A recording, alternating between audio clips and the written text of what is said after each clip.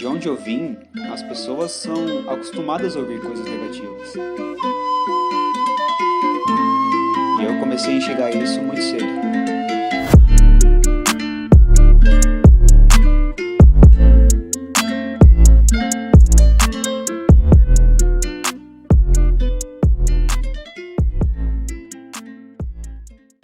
Os meus pais se separaram, eu estava com 8 anos mais ou menos. E eu lembro exatamente como foi esse dia. Eu lembro que a princípio a gente saiu com algumas sacolas com as nossas roupas. E uma das primeiras coisas que a gente ouviu foi: vamos ver o que esses meninos vão virar morando dentro da favela do lado de uma biqueira. Porque as pessoas, elas subjugam que o favelado só tem 3 opções na vida. Ou ele vai virar um drogado, ou ele vai virar um ladrão, ou ele vai ter um emprego pro resto da vida que ele não gosta, mas ele vai ter que ficar nesse emprego porque dali ele tira o sustento. Eu lembro que minha mãe era diarista na época, ela ganhava R$50 por dia, ela trabalhava 2 dias na semana. Mas eu não lembro de um dia que a gente dormiu com fome. Ela nunca deixou faltar nada pra gente. Ela sempre nos ensinou que a gente poderia ser o que a gente quisesse ser. Não precisava dar ouvido àquelas pessoas que diziam que nós não seríamos nada, sabe? E essa lição eu levei pra minha vida e eu levo até hoje. Eu sempre quis ser jogador de futebol, sempre quis. Mas chega uma hora que a gente decide parar de correr atrás disso, porque as contas não param de chegar, minha mãe e meu irmão precisando de ajuda também em relação a isso. E aí eu decidi trabalhar com eles e correr atrás do sustento. Eu trabalhei como office boy 4 anos. E durante esse tempo eu comecei a pensar que as pessoas estavam certas naquilo que elas diziam. Aquilo foi mexendo comigo, sabe? Até que chegou um dia 27 de setembro, e esse dia talvez foi o dia mais importante da minha vida. O meu irmão, ele costumava abrir o portão para eu sair para trabalhar, e aí ele desmaiou. Eu fiquei desesperado, preocupado, e aí liguei para minha mãe, liguei pro meu patrão dizendo que eu não ia trabalhar naquele dia. E aí eu fiquei com ele ali até a minha mãe chegar, enfim. E enquanto ele dormia, eu comecei a pensar nisso, sabe? Comecei a pensar sobre a vida que eu estava vivendo, o caminho que eu estava trilhando. E eu tinha que mudar a rota de qualquer jeito. E eu comecei a pensar naquilo que minha mãe dizia pra mim na época, quando eu era criança. E lembrando que eu não precisava ser aquilo que as pessoas diziam, sabe? Eu poderia ser algo diferente, eu poderia ser aquilo que eu quisesse ser. E eu entendi que eu poderia transmitir essa mensagem para outras pessoas. Mas como fazer isso? E aí eu decidi criar a marca. E como eu gostava de roupas, eu decidi criar uma marca de roupas. Eu não tinha noção nenhuma de como fazia uma roupa, de como fazia uma camiseta, mas eu comecei a pesquisar sobre tecido, sobre estampa, sobre costura, e aí eu comecei a correr atrás disso. E dali eu já tinha de onde partir, porque eu já tinha os primeiros passos. E eu lembro que tudo isso aconteceu no mesmo dia. Eu comecei a correr atrás das partes burocráticas, de CNPJ, enfim. E eu já tinha um nome, eu já tinha noção de como fazer um logo. E aí eu escolhi que eu ia criar a King D. E por que King D? Representatividade.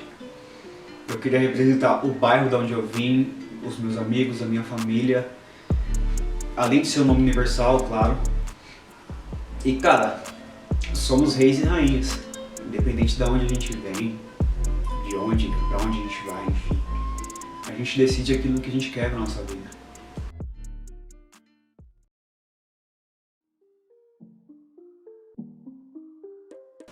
E quando você começa a correr atrás dessas coisas, você percebe o quão é difícil encontrar pessoas para trabalhar com você, para entrar e aceitar esse desafio junto com você. E cara, a princípio foi horrível, ninguém queria trabalhar comigo, até que eu encontrei a Dorcas. A Dorcas foi uma das pessoas mais importantes para esse começo, e ela decidiu aceitar esse desafio sem saber aonde ia chegar, até quando ia durar. E além dela, o Markson. O Markson que decidiu estampar as primeiras camisetas para mim. No dia que o Diego me apresentou esse projeto, esse trabalho, eu, como sou um aventureiro e um cara que adora novidade, em primeira instância eu já me empolguei. Eu já estou também nessa caminhada de conquistar e ter objetivo. Quando ele me apresentou, juntou o útil com o agradável. Posso dizer que eu sou um dos incentivadores dele, afirmando para ele que a tendência já era de dar certo, porque uma coisa é alguém vender algo para você, um sonho que você nem consegue enxergar no futuro. Outra coisa é a pessoa já te apresentar, já sabendo para onde ela quer chegar. Hoje em dia é muito difícil você pegar alguém que está iniciando algo e já ter uma identidade. Então ele já apresentou um produto com uma característica de um produto já feito e nada que imitasse alguém. Essa marca é igual a marca fulano de tal, não. É uma marca com a característica dos sonhos dele, de um projeto dele. Então, para mim, essa já fez a grande diferença. E aí eles aceitaram fazer as primeiras peças para mim. Eu comecei a usar as peças, as pessoas começaram a perguntar sobre, e aí eu comecei a vender aquelas poucas peças que eu tinha. E com o dinheiro da venda, eu fui e comecei a fazer mais peças. Pensando nisso, eu já tinha pessoas para vender, e aí eu tinha algumas ideias na cabeça, aí eu resolvi dar um passo a mais, que era colocar na internet. E aí eu chamei alguns amigos, foi muito louco esse dia, e esses amigos me ajudaram nessa história toda, sabe? Para mim foi muito gratificante receber esse convite aí do Baburada, de Rocha, até porque eu estava fazendo parte de uma realização de um sonho, né? Não era só fotografia, então o compromisso era muito maior ali. O Lucas, ele foi muito importante, muito importante. Quando eu passei a ideia para ele, ele começou a pensar em lugares, começou a pensar em coisas que eu jamais pensaria, uma outra visão daquilo que eu pensava, enfim.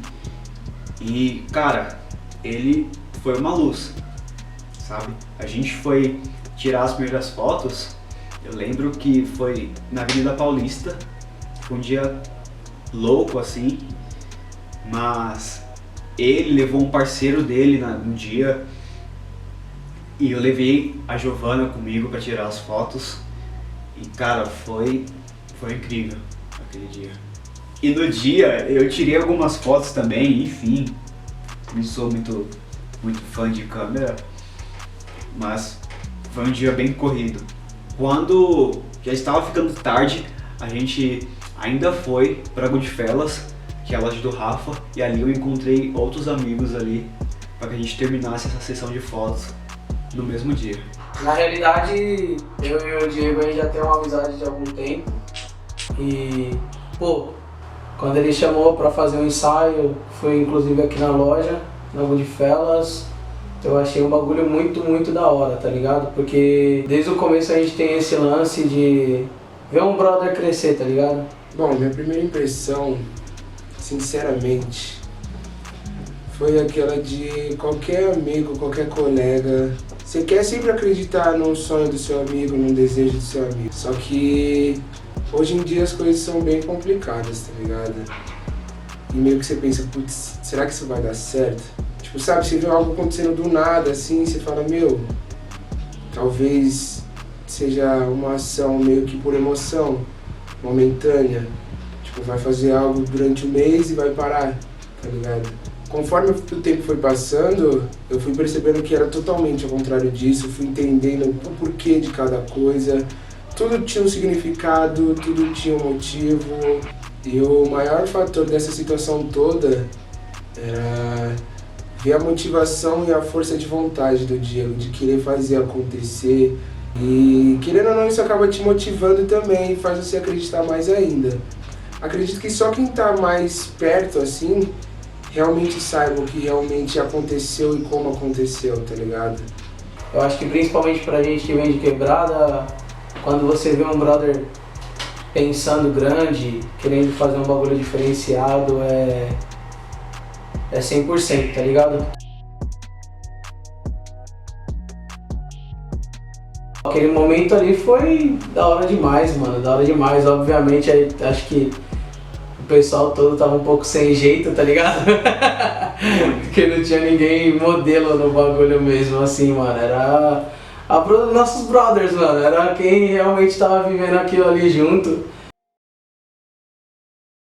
A gente tirou as fotos, colocou na internet e depois de um tempo as pessoas já estavam comentando. O pessoal foi reconhecendo, o público começou a aumentar e tal. Tipo, foi bem bacana. As pessoas estavam me reconhecendo na rua, me pediram pra tirar foto e tipo, foi algo bem novo pra mim. Eu nem sabia como reagir a tudo isso. Eu nunca imaginei que as coisas seriam dessa maneira.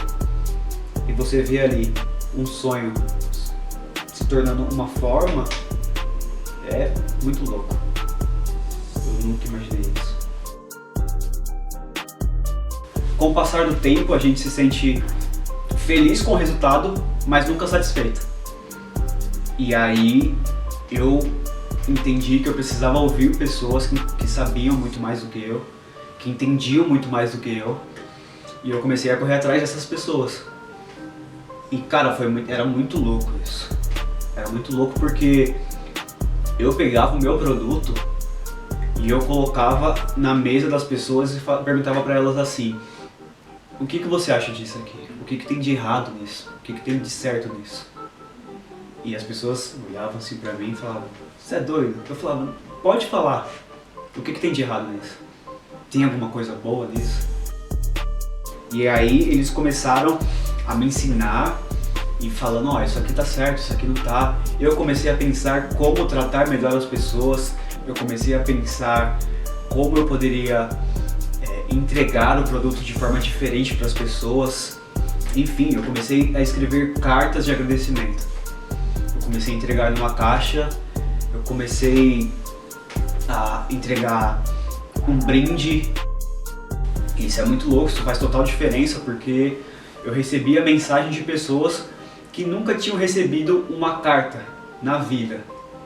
E a King D foi a primeira a mandar essa carta para essa pessoa, sabe? E aí eu percebi que as coisas mudariam a partir de então.